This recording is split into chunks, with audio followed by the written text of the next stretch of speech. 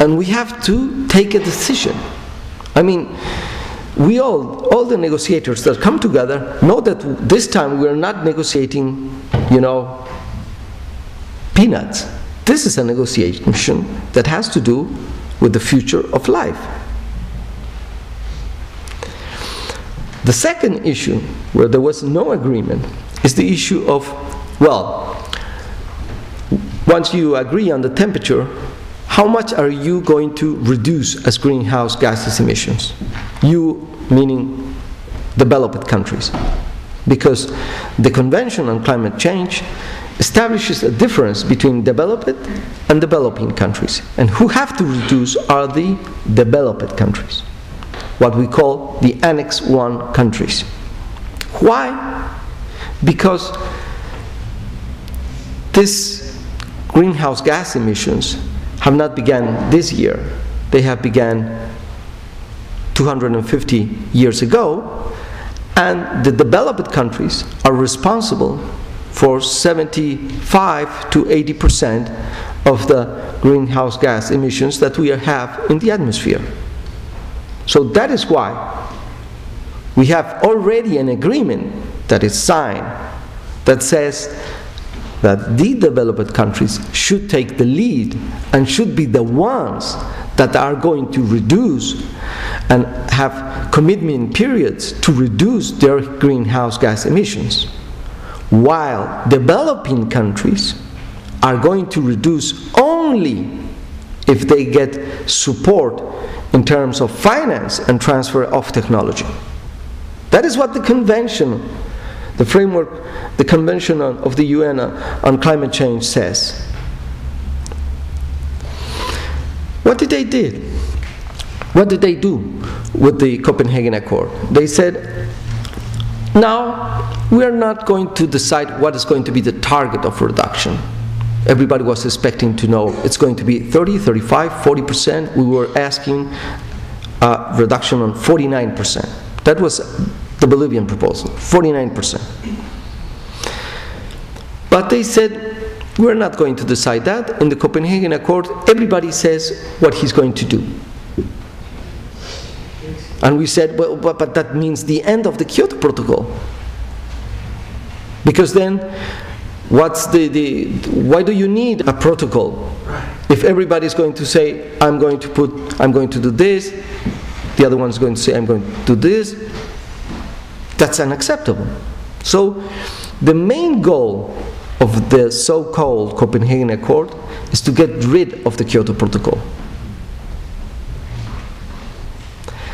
And the third issue was the issue of finance.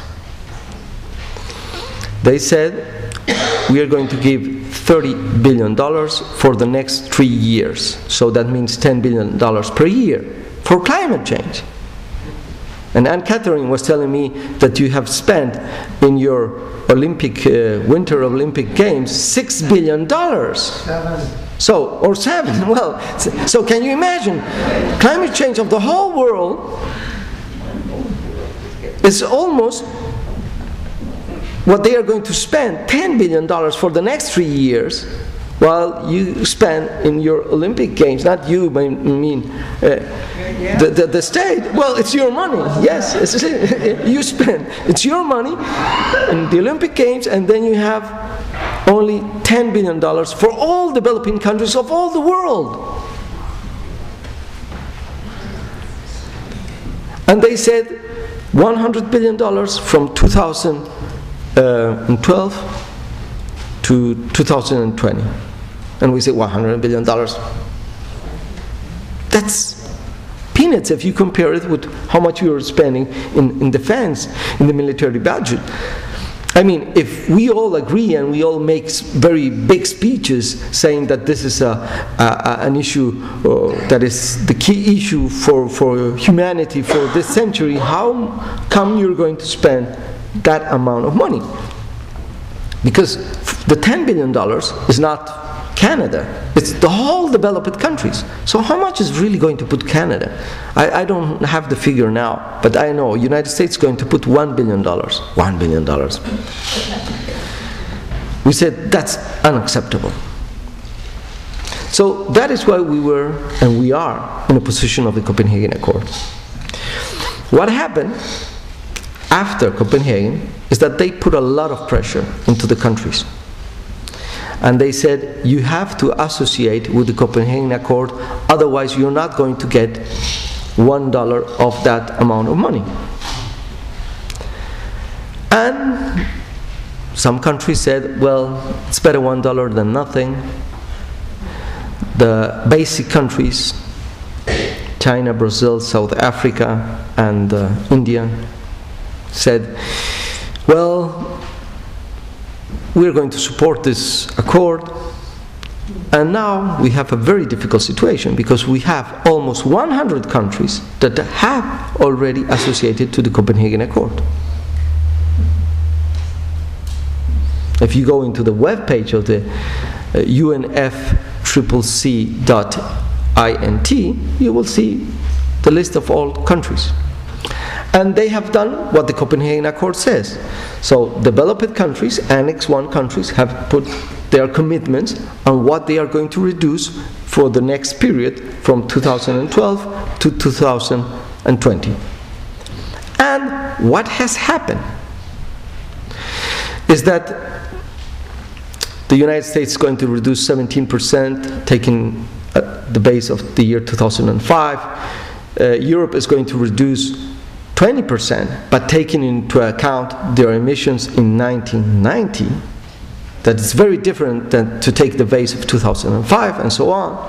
So at the end, it happens that developed countries, Annex 1 countries, are going to reduce something between 30 and 60% of the greenhouse gas emission, taking the base of 1990. That means the temperature is going to rise between 3 and 4 degrees Celsius. So their commitments don't have to do nothing with the 2 degrees that the Copenhagen Accord says. So that is more than unacceptable. But we have to go into a very difficult struggle,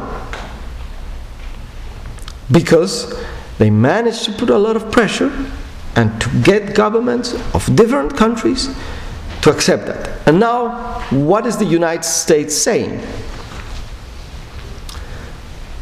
They have presented a submission for the negotiation that's going to continue, and everybody says we'll try to come to an agreement in Mexico, that's going to be in November.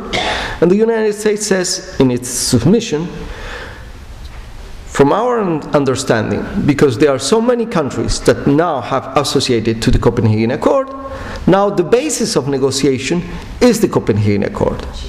And in Mexico, we should formalize the Copenhagen Accord.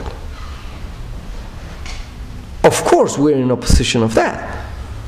We say, unacceptable. The agreement was that we were going to continue the negotiation under the documents that were on the table that night of 19th of December. That was the decision, and it's written.